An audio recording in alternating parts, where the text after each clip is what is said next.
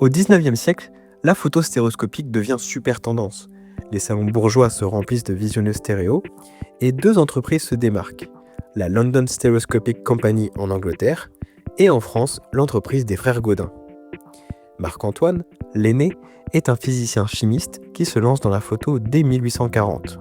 Il réalise des portraits au daguerréotype dans son atelier parisien.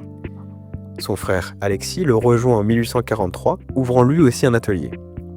Et en 1851, Alexis rachète le journal La Lumière, et Marc-Antoine en devient le directeur scientifique. Avec leur frère cadet Charles, ils utilisent le journal pour promouvoir leurs cartes stéréoscopiques. En plus, ils deviennent les agents français de la London Stereoscopic Company. Rapidement, leur entreprise devient la plus grande maison d'édition de photographie stéréoscopique à Paris. Les techniques de production s'améliorent, les coûts baissent, et les sujets des photos se diversifient. Les frères Gaudin publient des catalogues avec des centaines d'images et les visionneuses deviennent accessibles à tous. Grâce à eux, la stéréoscopie connaît son premier âge d'or. Les salons bourgeois, puis toute la population, découvrent le monde en 3D. Différents modèles de stéréoscopes apparaissent, certains simples, d'autres luxueux, pour tous les goûts et tous les budgets.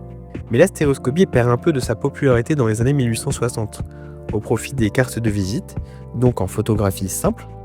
Et en 1864, Alexis Gaudin surprend tout le monde en vendant son fonds de commerce à son frère Charles. Malgré tout, cette entreprise familiale laissera une empreinte durable dans l'histoire de la photographie.